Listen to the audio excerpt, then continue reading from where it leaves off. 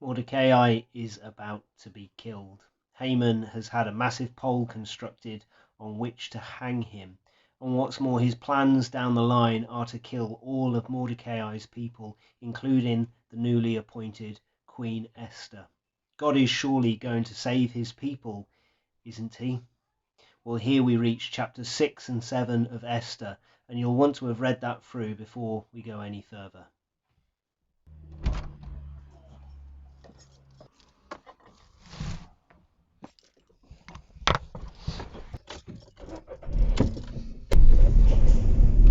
The night before Mordecai is due to be killed, the king can't sleep, and he asks to read from his autobiography. He just happens to turn to the part where Mordecai saves his life.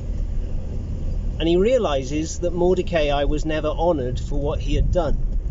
And so the next morning he calls in Haman and asks him, what should the king do to honor the one he delights in?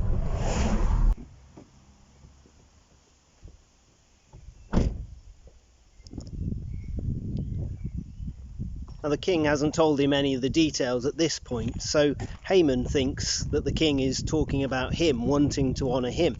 And so he says, put him on the king's horse, give him the king's robe, march him around the streets and say, this is the man who the king delights in and wants to honour.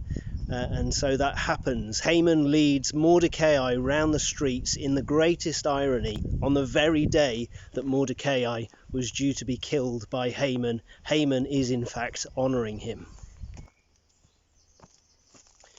It reminds me of another day that is past. We don't know what motivated the devil in his part in having Jesus killed, but we know that he was involved. Maybe he thought that he would be winning by having Jesus killed, but it was actually in that moment that Jesus gained the greatest honour, and actually the devil was put to shame. It was in that moment that the devil's head was crushed, even as that serpent struck the son's heel.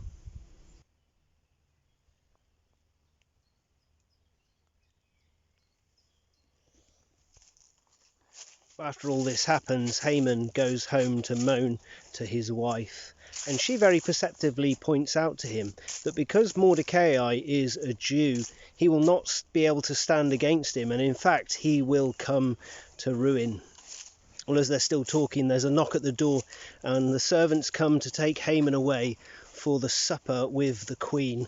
What will happen there? Well, we're about to find out.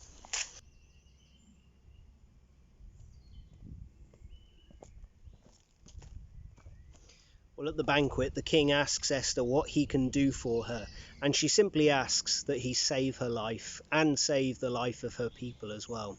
She reveals that the very man sat opposite them at the table is the man who was plotting to kill all of the Jews.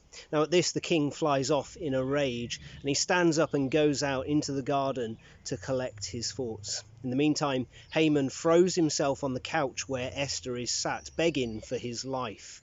But the king comes in and sees him in this position and even accuses him then of molesting his wife. Well, one of the servants suggests that justice be done by using the very pole that Haman had set up to kill Mordecai on. And in that moment, the guards come in, take Haman, hang him on the pole and have him executed for plotting to kill all of God's people. Well, the God who saved Esther is the God who saves today. He's very different to the king in the story, but if we will cry out to him, if we will plead to him to save us, then he will save us from our sin and from the judgment that we deserve for our sin. If we cry out to him, we will be saved, and we know that this is true because he secured it for us in Jesus. So Mordecai has been lifted up in honour, and Haman has been lifted up in order to be executed. But what will happen to God's people? After all, the law still stands. Well, join us next time as we look at chapter 8. Make sure you subscribe so that you don't miss out.